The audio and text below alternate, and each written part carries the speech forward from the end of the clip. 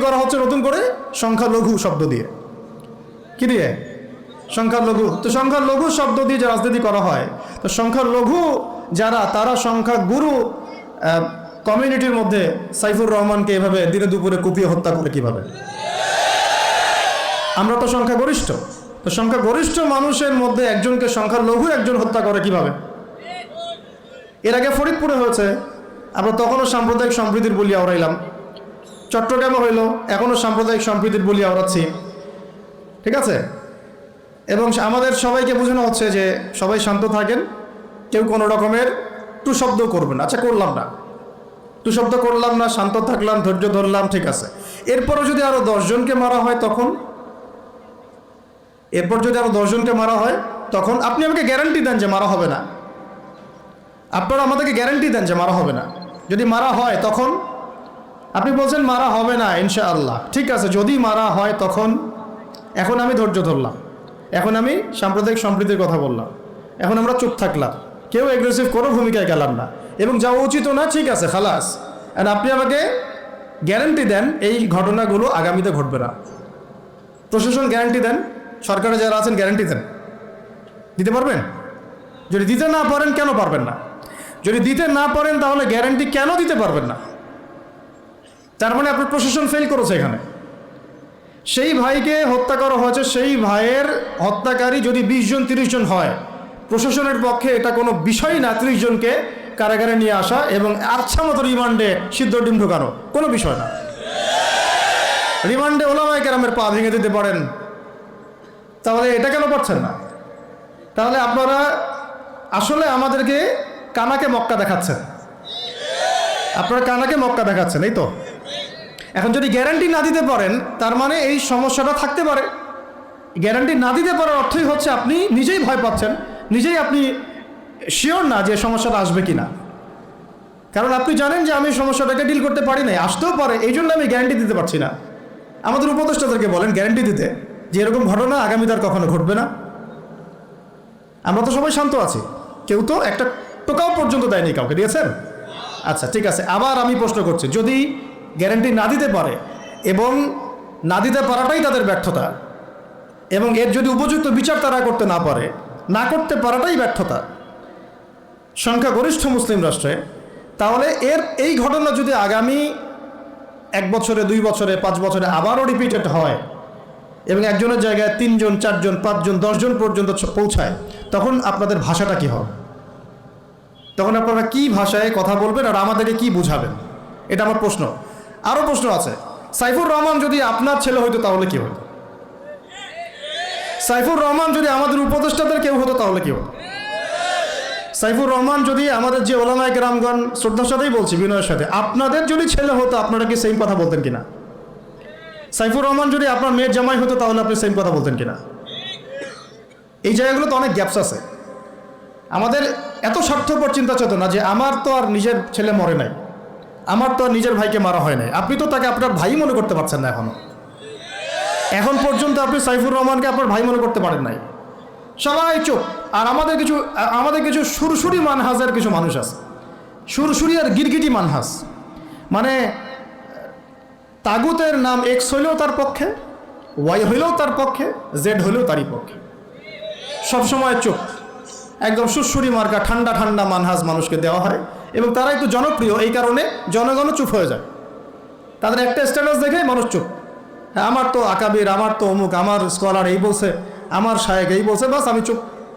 আপনি তো নিজের চিন্তাটাকে বিক্রি করে দিয়েছেন মানুষের কাছে, নিজের চিন্তাটাকে আপনি বিক্রি করে দিয়েছেন। তো একজন সেলিব্রিটি স্কলার এসে একটা স্ট্যাটাস দিল যে সবাই শান্ত থাকেন, কেউ কোনো কথা বলবেন না।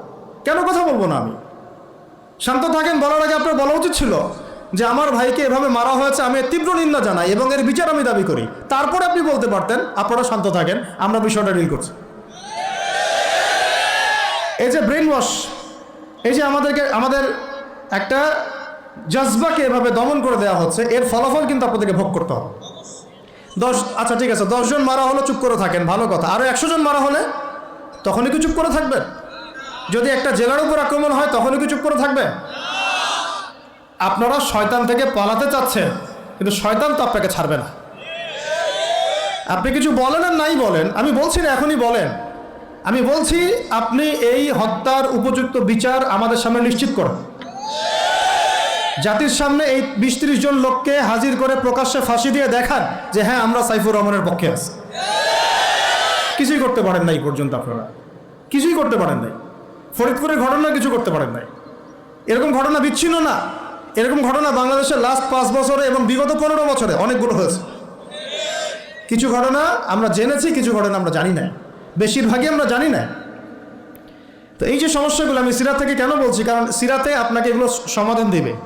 আর এই বিষয়টা আমাকে খুব পীড়া দিচ্ছে ভিতর থেকে, যেটা আমাদের আচরণ, আমরা যে এত বেশি মানে দাসত্বের একটা ইয়াতে চলে আসছি, মেজাজটা আমাদের দাসত্বের মধ্যে চলে আসছে। আমরা শত্রু চোখে চোখ রেখে কথাই বলতে পারি না। শত্রুর চোখে চোখ রেখে কথা না বললে তো সে আমাকে দাম দিবে না। কই, সে তো চায়নার সাথে এসব ডিল করতে পারে না, সে তো ইভেন পাকিস্তানের সাথেও তো পারে না। পাকিস্তানে কি খুব মুসলিমদের ঐক্য আছে নাকি? না, নাই তো। ওর ইন্টারনাল অবস্থা তো আমাদের চেয়ে অনেক সময় খারাপ। কয়েকটা পারমাণবিক বোম আছে, এই কারণে তার দিকে তাকাতে পারে না। স্বাধীনতার 50 বছরে কয়টা মিসাইল তৈরি করলেন? একটাও তো তৈরি করার ফিকির করলেন না।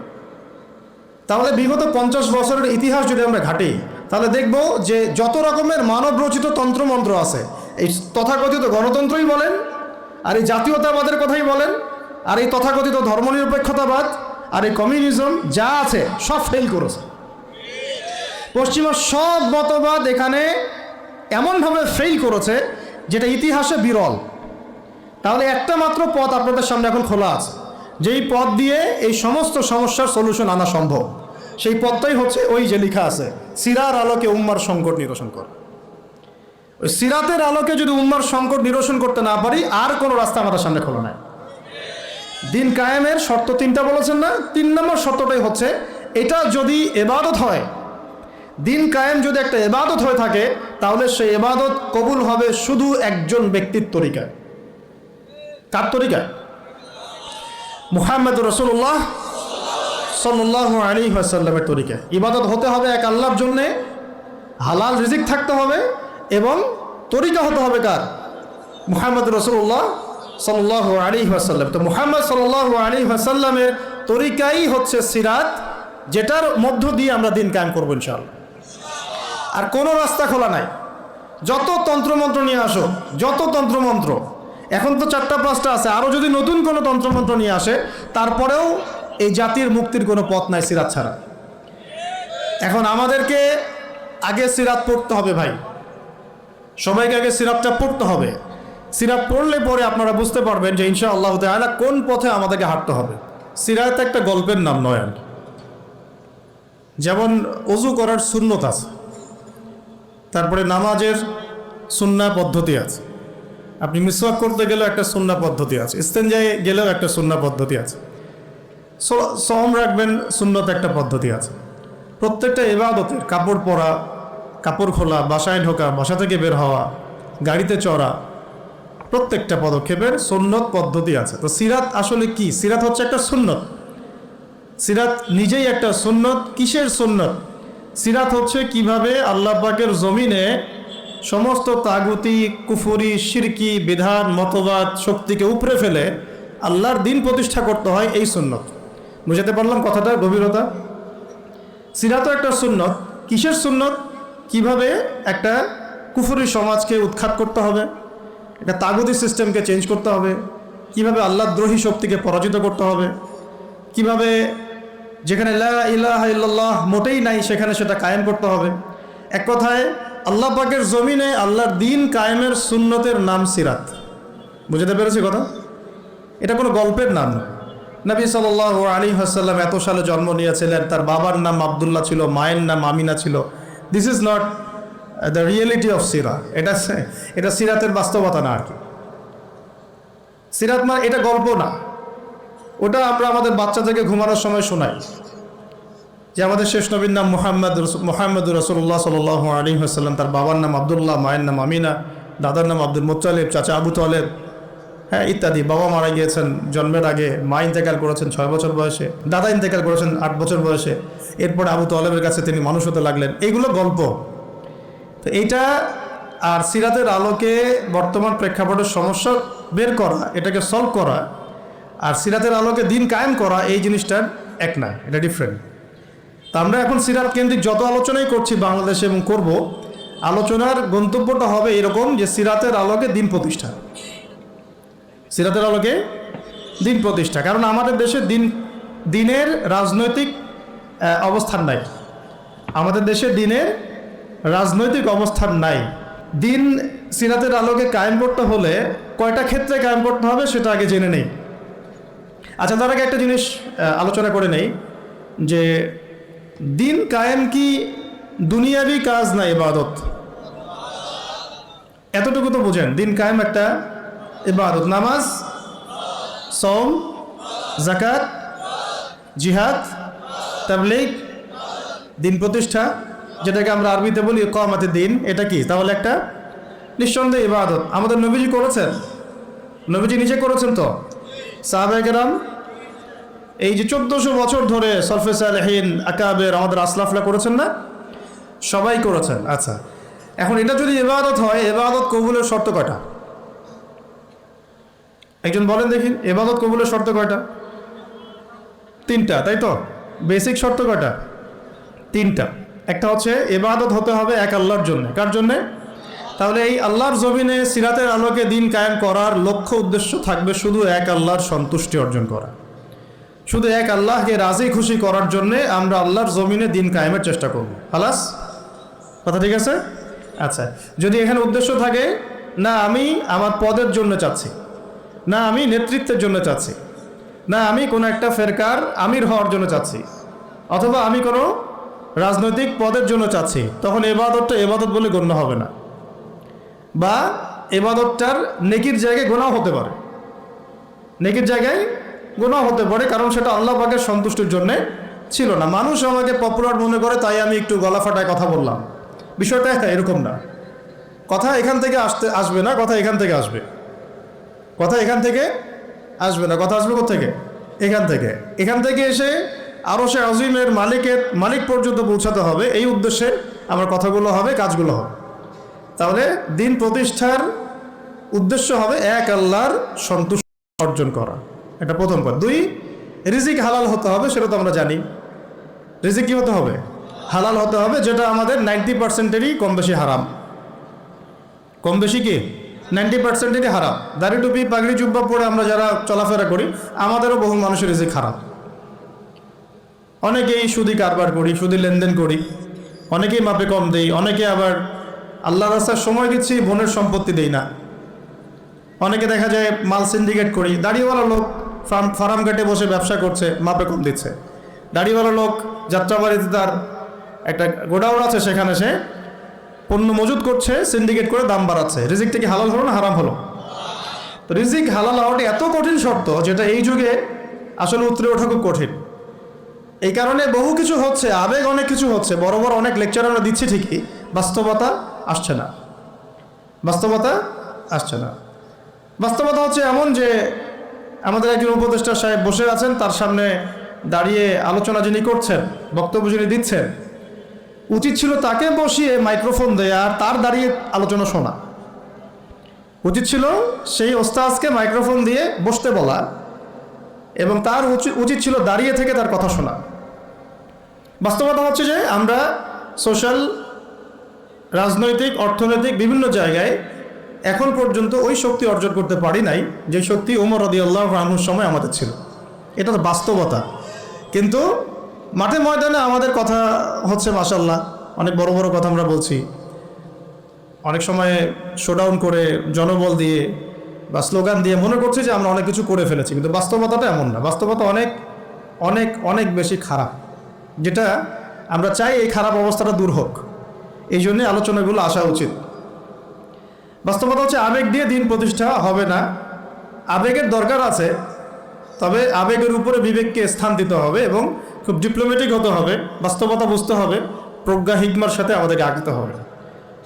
অনেক সময় মনে হচ্ছে আমাদের সংখ্যা অনেক, কোটি কোটি, 12 কোটি 14 কোটি। আসল যুদ্ধক্ষেত্রেই দেখা যাবে আসলে আমাদের সংখ্যা আসলেই কত। ঠিক আছে, তো মূল জায়গায় আসি। আবার আমি একটু ভিতরে চলে যাচ্ছি।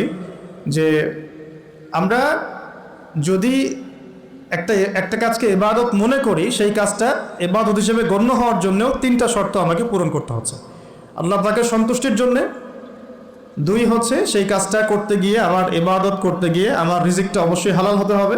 এই দুটোতেই আমরা আটকে গেছি। কিন্তু কারাগারে আমাদের ওলামায়ে কেরামগণ বসেছিলেন, তারা আলোচনা করছিলেন যে আমরা সবাই এক সেলে বসে আছি, আসলে কি সমস্যা, সবাই সমস্যা নিয়ে মুজাকারা করছে না, কিন্তু সমস্যাটা কি হলো। তো নাম বলতে চাচ্ছি না, আমাদের অনেক শ্রদ্ধেয় ওলামায়ে কেরাম তাদের অনেকেই বলেছিলেন যে মনে হয় ইখলাস ঠিক নাই, মনে হয় ইখলাস ঠিক নাই। হ্যাঁ, যদি ইখলাস ঠিক না থাকে কাজে বরকত আসবে না। ইখলাস কি? শুধু আল্লাহর জন্য করব, যাই করি শুধু আল্লাহর জন্য করব, মানুষকে দেখানোর জন্য না, জনপ্রিয়তা পাওয়ার জন্য না, মানুষের বাহবার জন্য না।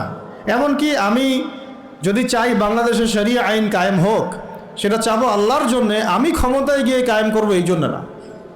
এটা আল্লাহ পাক XYZ যে কাউকে দিয়ে করাইতে পারেন, সেটা আমি হইতে পারি, আপনি হইতে পারেন, যে কেউ হতে পারে।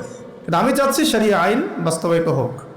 যদি আমি এভাবে চিন্তা করি যে না, আমাকে যেতে হবেই, আমি সেই কাজ করব, আমারই ক্ষমতা দরকার, তাহলে এটা হবে দুনিয়ার জন্য কাজ করা, আমি আমার ক্ষমতার জন্য করছি। তো মূল বিষয়টা হচ্ছে সাহাবায়ে কেরাম রাদিয়াল্লাহু আনহুম আজমাইন তারা নিজেরা দায়িত্ব এড়িয়ে যেতেন, মানুষ জোর করে তাদেরকে দায়িত্ব দিতেন। এর ফলে কাজে বরকত হতো, ইখলাস ঠিক থাকতো।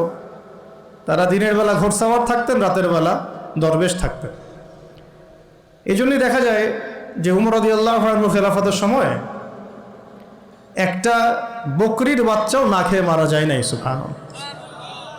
আর একটু আগে তো আপনাদেরকে একটা এক্সাম্পল দিলাম যে আপনাদের 3 বারে রাস্তাঘাটের কি অবস্থা। তাহলে 50 বছর, স্বাধীনতার 50 বছর ধরে যারা পুরো বাংলাদেশের রাস্তাই ঠিক করতে পারে নাই, তারা কত বড় দুর্নীতিবাজ চিন্তা করে নাই।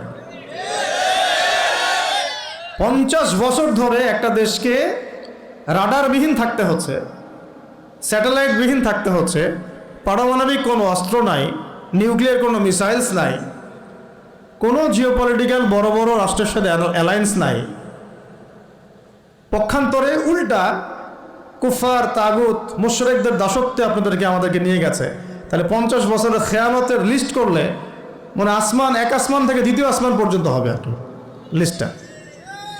এত খেয়ানত 50-60 বছর হয়ে গেছে। এখনও যে বিষয়গুলো নিয়ে আমাদের কথা বলতে হচ্ছে, এটাই হচ্ছে সবচেয়ে লজ্জা। এই বিগত স্বাধীনতার 50 বছরে আমাদের এমন একটা জেনারেশন রেডিমেড পাওয়া উচিত ছিল, যাদের ঘরে ঘরে আলেম, ঘরে ঘরে হাফেজ। এখন ঘরে ঘরে খুঁজলেও, বোম মারলেও আলেম বের হয় না, ঘরে ঘরে খুঁজে ছান মারলে একটা করে হাফেজ বের হয় না, আলেম বের হয় না। ঘরে ঘরে ছান মারলে যে কোনো একটা টিকটকার ঠিকই বের হয়। এই বাস্তবতা আর আমাদের স্বপ্নের মধ্যে আসমান জমির পার্থক্য আছে। এগুলো হাসির কোনো বিষয় না, এটা হচ্ছে বাস্তবতা। মানে পুরা প্রাইমারি স্কুল থেকে শুরু করে প্রাইমারি স্কুলের শিক্ষক, প্রাইমারি স্কুলের টিচার এবং স্টুডেন্ট, হাই স্কুলের টিচার, অনার্সের স্টুডেন্ট, অনার্সের টিচার, মাস্টার্সের স্টুডেন্ট, মাস্টার্সের টিচার, তারপরে BBA MBA, তারপরে যে আপনার প্রাইভেট ইউনিভার্সিটি ইত্যাদি ইত্যাদি, ইভেন BCS সেক্টর, শিক্ষা কমিশন, MP মন্ত্রী, পার্লামেন্ট, সবগুলোকে যদি একটা জায়গায় আপনি বসান, সবাইকে 15-16 কোটি মানুষকে একটা জায়গায় বসান, দেখবেন যে এদের 90% কোরআন তেলাওয়াতি করতে পারে না। 50 বছর হয়ে গেছে স্বাধীনতা। তাহলে কাদেরকে নিয়ে আপনি হিন্দুস্তানকে মোকাবেলা করতে চাচ্ছেন? কাদেরকে নিয়ে আপনি যে রামবাম, প্রগতিশীল এবং এই ইসকনকে মোকাবেলা করতে যাচ্ছেন? কাদেরকে নিয়ে? আবেগ দিয়ে তো হবে না। আর তাদের ব্যাপারটা তো এতই স্ট্রং, তারা তো এমনভাবে তাদের মানে আগ্রাসন লালন করছে যে ওরা যদি পারত, এখন পুরো বাংলাদেশটাকে ওদের মানচিত্রভুক্ত করে ফেলত। ষড়যন্ত্র কিন্তু এই পর্যন্ত, এটা আমরা বুঝি আর না বুঝি। আর আমরা তো খুব সাম্প্রদায়িক সম্প্রীতির বয়ান দিচ্ছি এখন আর কি। বিগত সময়ে কিছু রাজনীতি হয়েছে জঙ্গিবাদ শব্দ দিয়ে রাজনীতি করা হয়েছে। এটা থাকুক আর না থাকুক, বায়বীয়ভাবে একটা প্রতিষ্ঠা করার চেষ্টা করা হয়েছে, এটা দিয়ে রাজনীতি করা হয়েছে। সবাই সবার স্বার্থে কথাটাকে ব্যবহার করেছে। আসলে এটা একটা বায়বীয় শব্দ ছিল, কোনো অস্তিত্ব নাই।